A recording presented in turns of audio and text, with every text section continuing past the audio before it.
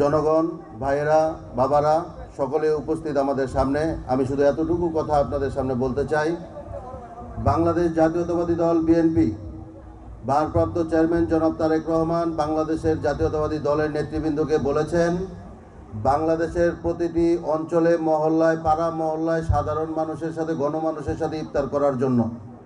সেই লক্ষ্যে, সেই উদ্দেশ্যকে বাস্তবায়ন করার লক্ষ্যেই সোনারগাঁও উপজেলা বিএনপি ও সোনারগাঁও উপজেলা বিএনপির সংগ্রামী সভাপতি আজহারুল ইসলাম মান্নান সাহেব আপনাদের সাথে ইফতার ও দোয়া মাহফিলে শরিক হয়ে, সশরীরে শরিক হয়ে প্রত্যেকটা পাড়া মহল্লার জনসাধারণের সাথে ইফতার করার ইচ্ছা পোষণ করছেন এবং করে যাচ্ছেন। বক্তব্য শুধু এটুকুই, আপনাদের মতামত জানার জন্য আমি কথা বলবো।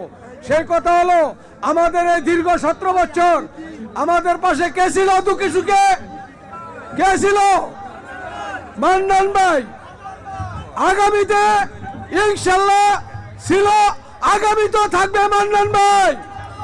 ইনশাল্লাহ আমরা তৃণমূল থেকে মান্নান ভাইকে আগামীতে এই সোনারগাঁও 3 নম্বর আসনে ইনশাল্লাহ সংসদ সদস্য দেখবো ইনশাল্লাহ। এই স্বৈরাচারী শেখ হাসিনাকে পতনের পরে আপনারা দেখেছেন, মনে করেছেন বাংলাদেশ জাতীয়তাবাদী দল ক্ষমতায় চলে এসছে, এরকম মনে করেছিলেন না? বাংলাদেশ জাতীয়তাবাদী দল ক্ষমতায় কি এসছে? এখনো আসে নাই। আপনারা জনাব তারেক রহমান সাহেবের একটা বক্তব্য শুনেছেন নিশ্চয়ই। তারেক রহমান সাহেব বলেছেন 1971 সাল থেকে এ পর্যন্ত যতগুলি নির্বাচন হয়েছে সবচেয়ে ভয়াবহ এবং সবচেয়ে কঠিনতম নির্বাচন হবে এবারের নির্বাচন। অতএব আপনারা যারা নাকি খুব আয়েসে আছেন, ভাবতেছেন যে ক্ষমতায় চলে গেছেন, এটা কিন্তু ঠিক না।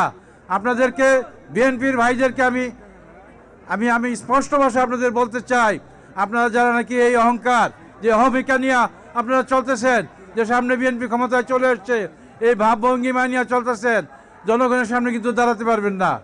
আমার নেতা তারেক রহমানের নির্দেশ, আমাদের যে 31 দফা দেওয়া আছে, সেই 31 দফা বাংলাদেশের ভাগ্য উন্নয়নের জন্য, বাংলাদেশের সাধারণ মানুষের জন্য, বাংলাদেশের মানুষের মৌলিক অধিকার জন্য এই 31 দফাতেই দেওয়া আছে। বৈদ্যবাজার ইউনিয়নে আমরা একটা ঘরে বসে কোনো মিটিং মিছিল করতে পারি নাই। তাই আজকে আমাদের বৈষম্য ছাত্র আন্দোলনে এবং বাংলাদেশের বিএনপি এবং অঙ্গ সংগঠন, সকল দলীয় নেতৃবৃন্দ, সকল দলের নেতৃবৃন্দ আজকে যেই আমাদেরকে কথা কর সুযোগ করে দিয়েছে, তাই আমি আমার সোনারগাঁও থানার বিএনপির পক্ষ থেকে আমি আবারও সকলকে ধন্যবাদ জানাই।